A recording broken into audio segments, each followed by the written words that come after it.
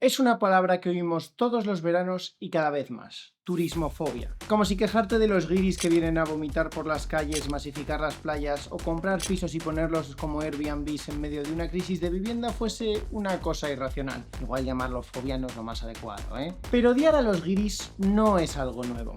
Desde que ha habido turismo, ha habido problemas, sobre todo cuando el turismo se ha masificado. Lo llamemos fobia o simplemente cabreo de la gente local, esto lleva pasando siglos. Vamos, que es que ya en la Edad Media había turismo de masas y sí, turismofobia.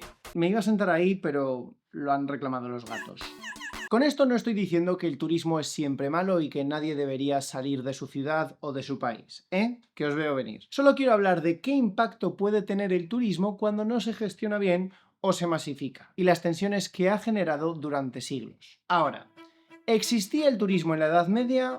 Más o menos. Solemos poner el origen del turismo, como lo entendemos hoy en día, en el Gran Tour, ese viaje que hacían los aristócratas desde el norte de Europa hasta Italia para empaparse de la cultura clásica y seguramente para huir del fish and chips y comer algo decente. De hecho, de ese Gran Tour de los siglos XVII y XVIII viene la palabra turismo. Pero realmente había turismo y turismo de masas mucho antes, o algo parecido. Podríamos definir el turismo como viajar durante un tiempo por placer y las actividades que se hacen en ese viaje. Investigando para este vídeo me he encontrado con teóricos del turismo que dice que también cuenta como turismo los viajes profesionales o comerciales, pero no lo voy a incluir porque eso no es lo que entiende la mayor parte de la gente cuando oímos la palabra turismo. Ir a la Feria del Colchón de Navalcarnero no sé si cuenta como turismo. Y cualquier persona que haya intentado conseguir una victoria cultural en el Civilization sabe que antes que viajar para ver monumentos o playas, la gente viajaba para ver reliquias. En el medievo lo más parecido al turismo eran las peregrinaciones, viajar a otra punta del mundo para tocar las reliquias de un santo y pedir un favor, protección o que perdonase tus pecados. Había peregrinaciones a la ermita del pueblo de al lado y peregrinaciones de miles de kilómetros dependiendo de lo que pudieras sacrificar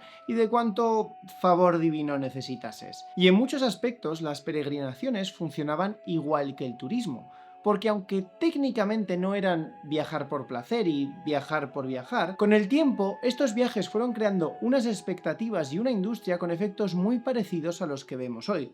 Masificación, problemas culturales, aumento de precio, odio a los peregrinos... Pero hay una forma de viajar sin ninguno de estos problemas e incluso sin salir de casa, y es con nuestro patrocinador de hoy, NordVPN. Si eres un negado de la tecnología, NordVPN te parecerá magia creada por algún sabio alquimista. Una VPN te permite proteger tu conexión a internet, evitar que te rastreen y sirve para proteger tus datos y contraseñas, e incluso te permite acceder a contenido que a lo mejor está bloqueado en tu región sin tener que preocuparte por tu seguridad, o incluso poder acceder a catálogos de streaming de otros países del mundo. Y NordVPN no solo es facilísima de usar incluso para negados en tecnología como yo, sino que encima ofrece máxima seguridad, doble encriptación y más de 7700 servidores en 118 países. Una sola cuenta te permite proteger hasta 10 dispositivos y podrás utilizarlo en el ordenador, el móvil, la tablet, la tele o incluso en el reloj si tienes uno de esos que te hacen sentir como un espía. Tiene incluso un servicio que te protege de estafas como las tiendas falsas online en las que yo he caído más de una vez.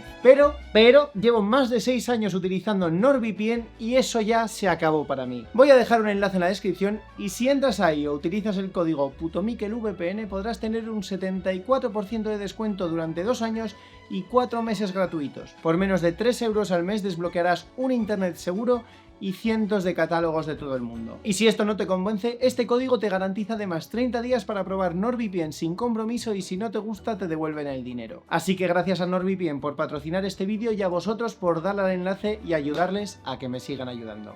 Y ahora, volvamos al vídeo. Peregrinar no es un invento medieval y lleva haciéndose siglos. Yo hoy aquí me voy a centrar en las peregrinaciones cristianas porque son las que más conozco, pero toda gran religión tiene lugares sagrados y peregrinaciones. Los griegos y romanos peregrinaban a distintos templos, el Islam tiene el Hajj a la Meca, el budismo tiene el templo Mahabodhi donde Gautama Buda alcanzó la iluminación, el judaísmo tiene el Muro de las Lamentaciones, el hinduismo tiene un porrón de sitios vinculados con su mitología. Vamos, que el cristianismo no era una excepción. Y tenemos lugares de peregrinación desde los primeros siglos del cristianismo. Por ejemplo, se han encontrado los restos de un albergue para peregrinos datados del siglo VI en la Mérida visigoda. En este lugar, llamado el Senodoquio, se alojaban los peregrinos que venían a ver los restos de Santa Eulalia. Lo gracioso de que esto no sea vino, sino zumo. Pero a partir del siglo XI se volvieron muy populares las peregrinaciones a los tres grandes sitios: Roma, Jerusalén y Santiago. Y a partir de aquí igual ya podemos empezar a hablar de una industria turística. A partir del siglo XII vemos cómo empiezan a aparecer libros de viaje que explicaban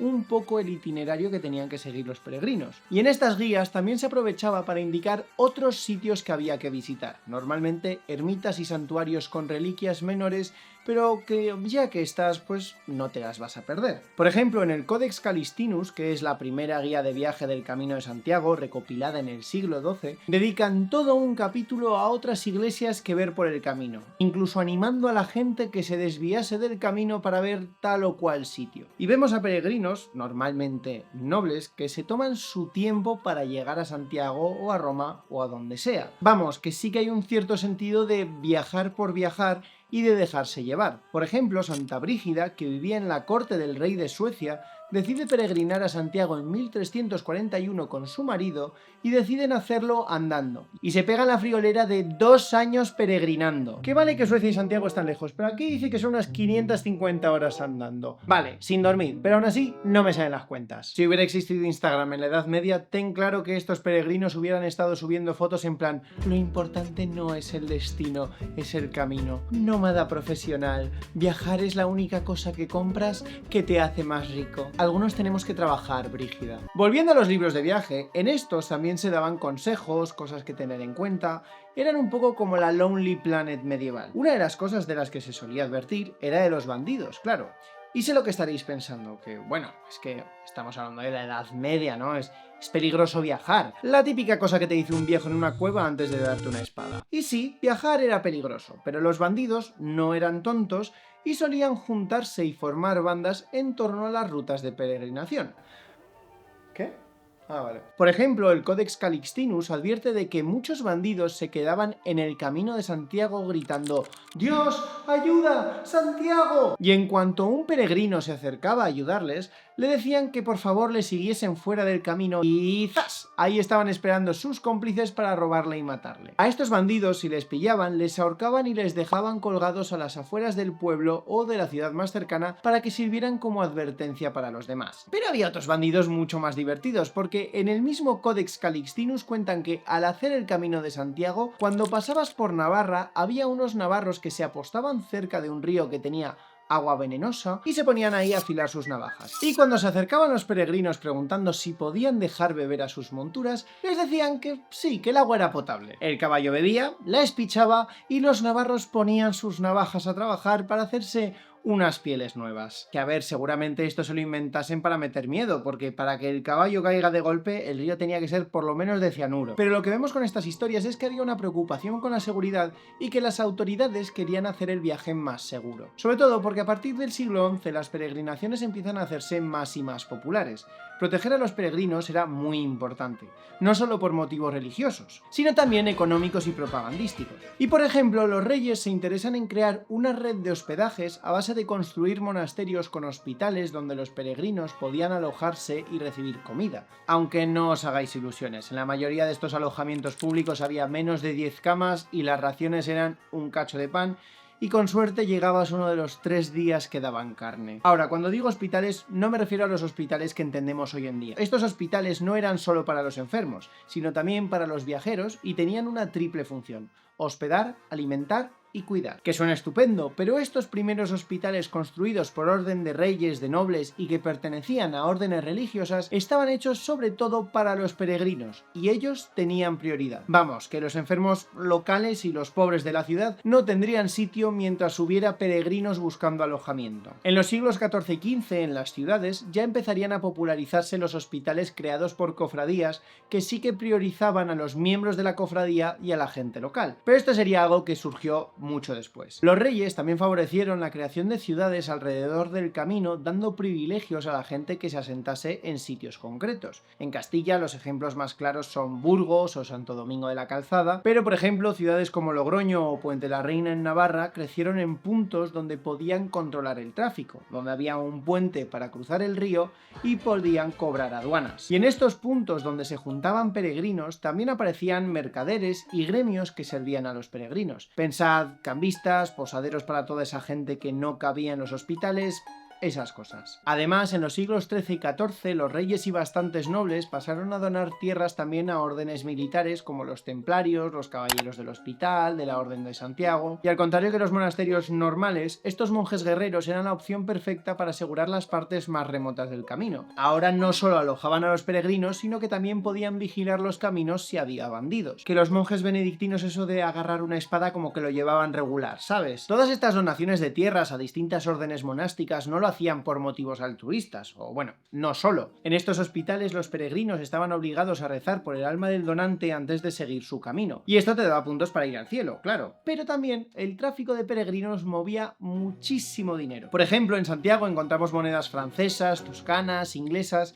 que nos dicen lo lejos que llegaban estas rutas y la dirección del comercio. También muchos mercaderes seguían esas mismas rutas de peregrinaje para venderle cosas a los peregrinos. Y con el tiempo las peregrinaciones se masificaron. A partir del siglo XII hubo un boom de peregrinos.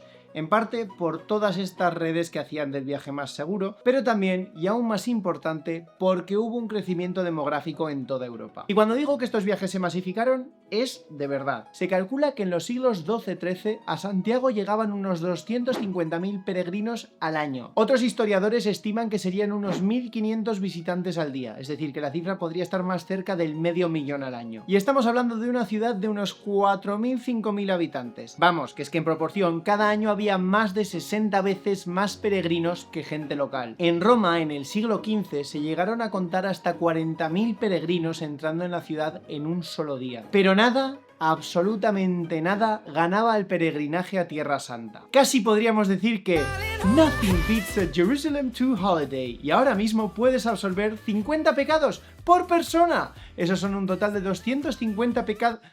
Perdón, ¿va a ser el meme de Jet to Holiday relevante para cuando salga esto? ¿Quién sabe? Al gato no le ha gustado. ¿Qué te pasa?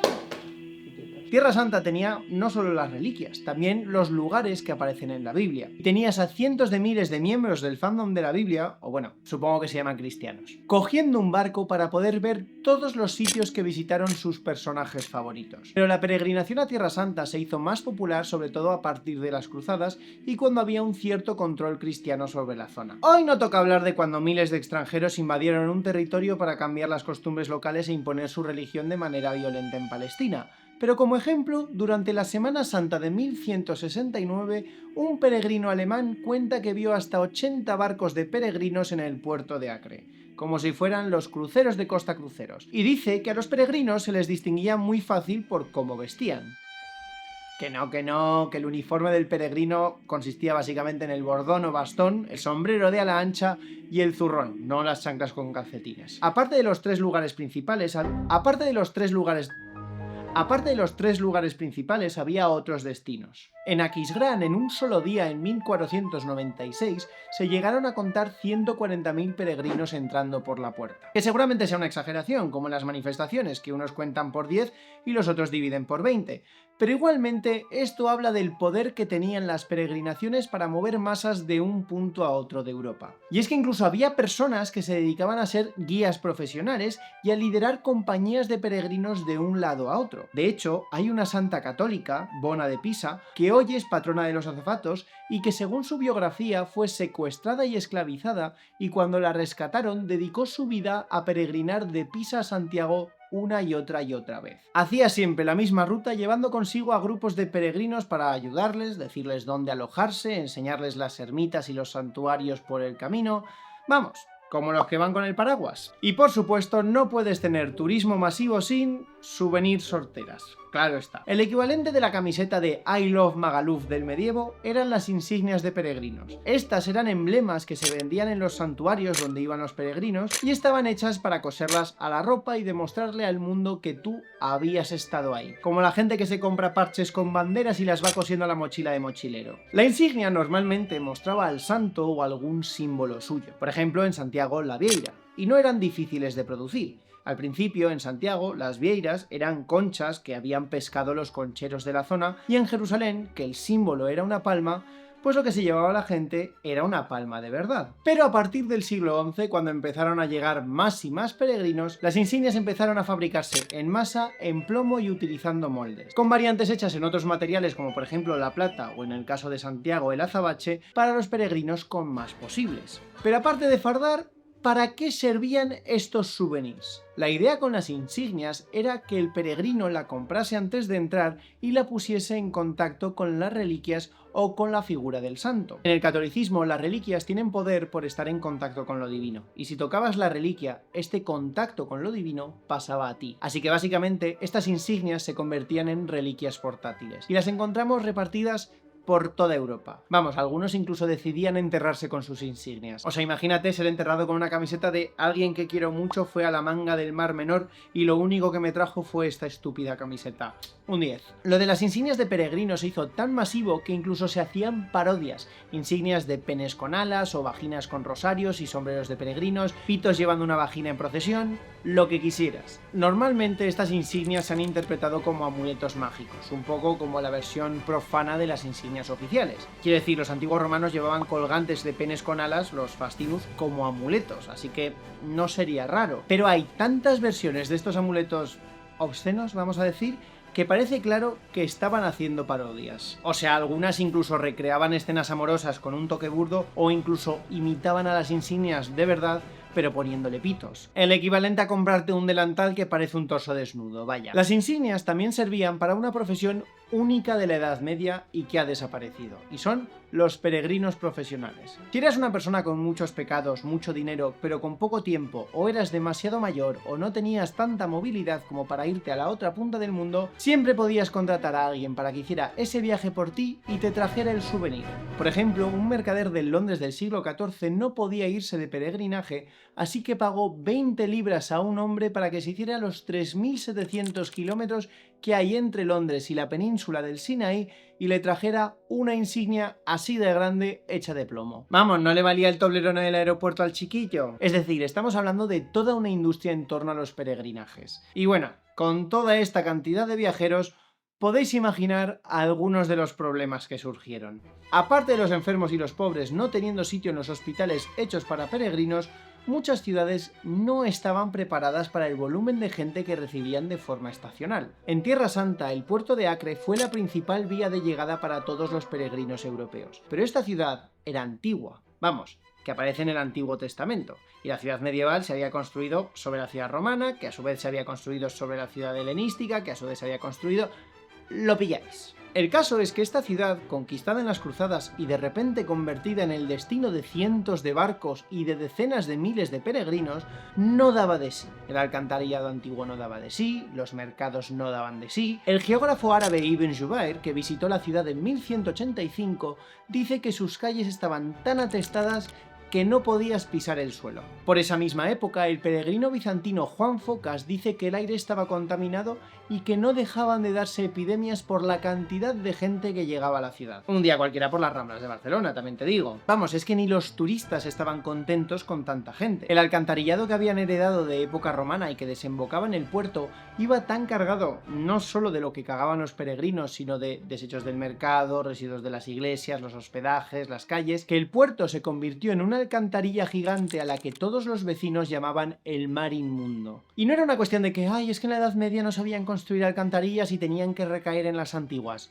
No, la Orden de Caballeros del Hospital construyó un centro nuevo en Acre con una alcantarilla enorme y todo tenía que dar al mismo puerto. En resumen, la ciudad no daba de sí. Y hubo otros efectos que a lo mejor también nos suenan. En la Edad Media muchos nobles, mercaderes y terratenientes donaban tierras y propiedades a la iglesia. Pero en ciudades y centros asociados a las peregrinaciones donaciones, esto podía ser incluso más exagerado. Ya he hablado de las donaciones para abrir hospitales y monasterios, pero estos monasterios normalmente venían con tierras para poder mantenerse. Por ejemplo, en el Camino de Santiago, las monarquías utilizaron la Orden de Cluny para gestionar la gran mayoría de estos hospitales y monasterios, tanto que la Orden de Cluny se convirtió en el gran tenedor de la época. Y esto fue tan exagerado que llegó un punto que esa misma riqueza fue, al menos en parte, lo que causó la decadencia de la orden. Las órdenes monásticas predicaban una serie de votos, y entre ellos el de pobreza. Y no queda muy bien decir: ¡ay, danos tus limosnas para ayudar a los pobres peregrinos que vengan por aquí, que solo somos unos pobres monjes! Si el cepillo para recoger limosnas está hecho de oro macizo, vamos a decir. Las iglesias con reliquias también recibían más donaciones de tierras, y en general, la iglesia supo gestionar muy bien todas estas generosas donaciones. Por ejemplo, en Burgos, los siglos de mayor intensidad del tráfico de peregrinos son también los siglos en los que la propiedad empezó a concentrarse en el cabildo de la catedral. Para el siglo XV, 2/3 del suelo dentro de las murallas de la ciudad eran propiedad del cabildo catedralicio. Y esto sin contar las propiedades de los monasterios, ¿eh? No, 2/3 del suelo urbano eran manejados por una sola persona. El portfolio de propiedades de estos tiburones con alzacuellos no era solo iglesias. Por ejemplo, en Burgos tenían casas, tiendas, solares, huertos. De esos 2/3 que pertenecían al cabildo de la catedral, solo 350 eran casas. Y aunque es verdad que no sabemos si jugaban a subir los alquileres tanto como ahora, desde luego todas estas propiedades ayudaron a pagar la catedral gótica tan bonita que tiene. Que a mí me encanta el gótico, ¿eh? A quien no le va a gustar un arbotante, pero bueno, todo eso tiene un coste. E igual no lo sabíais, pero en la Edad Media ya existía una forma de Airbnb. Más o menos. Retención de audiencia, ya sabéis. Ya he mencionado que a pesar de toda la red de hospitales que se construyó para albergar a los peregrinos, la gran mayoría eran pequeños y no les daba para cubrir toda la demanda. Así que si no tenías dónde alojarte, siempre podías buscar alojamiento privado, fuera en una posada o en la casa de un vecino. En la Edad Media, en muchas villas, se dejaba a los vecinos que alojasen a los peregrinos en su casa a cambio de dinero o la voluntad. De hecho, este modelo era tan común que en los fueros de algunas villas, como por ejemplo Atapuerca o Tardajos, se reconoce legalmente. Aunque al menos no era en casa de grandes propietarios que te pasaban un código a través de una app para entrar, sino con gente que vivía allí y simplemente te hacían un hueco y se sacaban un dinerillo extra para sus gastos más básicos. Pero para los peregrinos con algo más de posibles, siempre estaba la opción de quedarse en una posada.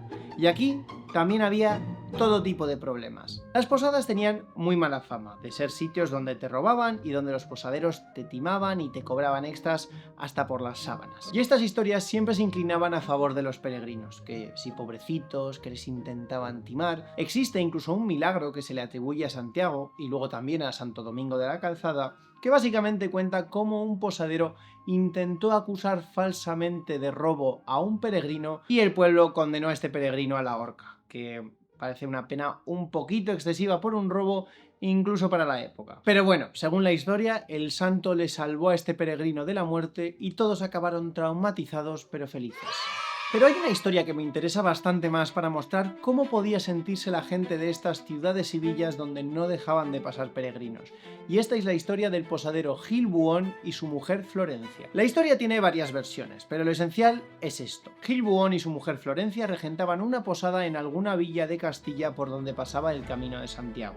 Y al parecer, solían aprovecharse de los viajeros. Fueron acusados una vez de robarle a un peregrino alemán el dinero que llevaba en su zurrón. Les pillaron y tuvieron que devolverlo robado. Ok. Pero poco después de este incidente, otros peregrinos vuelven a acusarles de robarles y el juez amenaza con ahorcar a Gil Buón y con quemar a Florencia en la hoguera si no confiesan. De nuevo, 2 castigos excesivos por un robo. Pero proteger la industria de los peregrinos era muy importante, así que puede que quisieran hacer un castigo ejemplar. Florencia, cagada de miedo, confiesa haberlo hecho y más adelante durante el juicio se retracta y dice que solo confesó por miedo. Pero el rey igualmente decide que ella es culpable. Esta historia sale en el libro de los fueros de Castilla como ejemplo de lo que le pasará a los que quisieran aprovecharse de los de los peregrinos. Pero esto podía dar lugar a frustración entre la gente local, que sentía que se creería a los peregrinos antes que a ellos. El problema es que estas reacciones, cómo veía la gente local a estos viajeros, no aparece tanto en las fuentes, porque lo que tenemos son las experiencias de los viajeros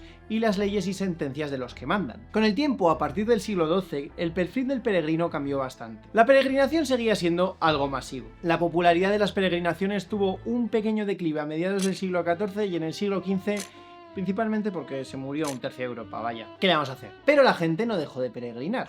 En este periodo encontramos que a mucha gente se le obliga a peregrinar, que algunos crímenes tienen penas en las que te ordenan ir a tal o cual sitio, a veces muy lejos, para expiar tu culpa. Por ejemplo, en 1326, una mujer fue condenada por adulterio en Rochester, Inglaterra. El castigo era ser azotada en público en la plaza del mercado de varios pueblos de la comarca, pero al final el obispo se apiadó de ella y le conmutó la pena por la peregrinación a Santiago. Supongo que hay gente que prefiere viajar a que la azoten. No es mi caso, pero hay gente pato.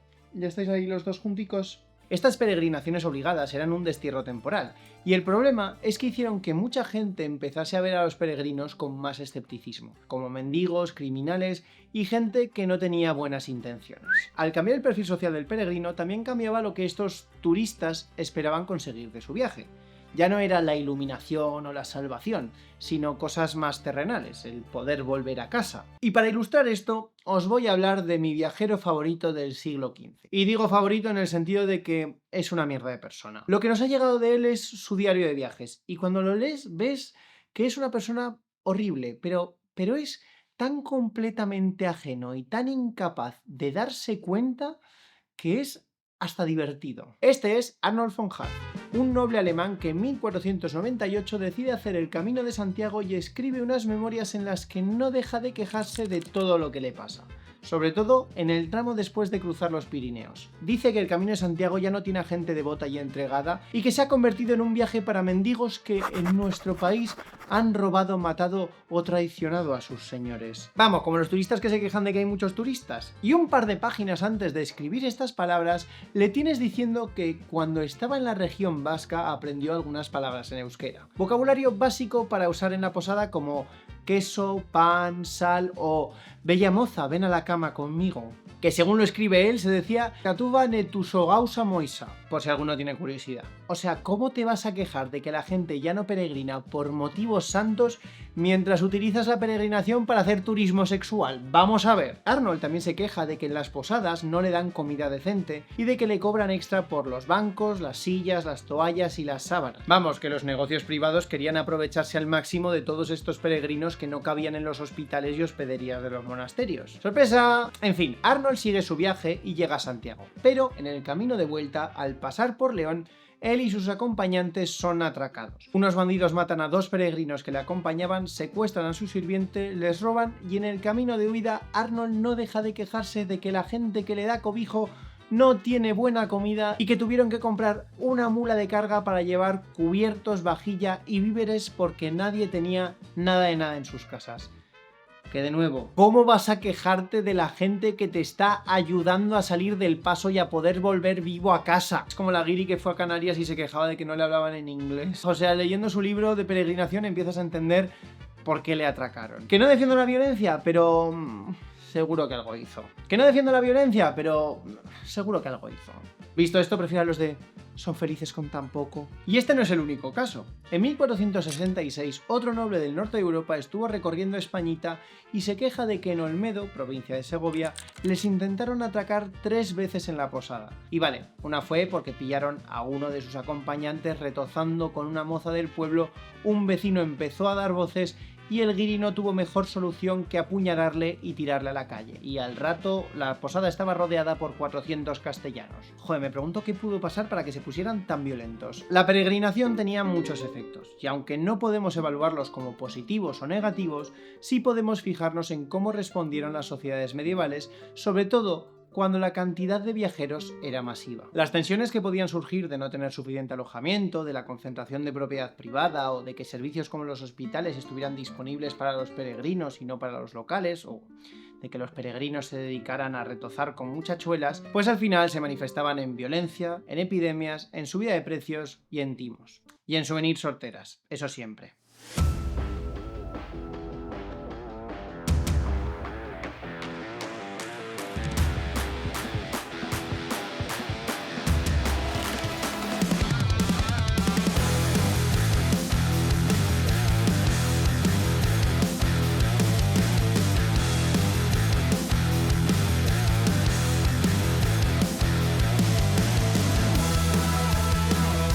Y si habéis llegado hasta aquí, pues ya que estáis, dadle al enlace del patrocinador, que ya sabéis que ayuda un montón.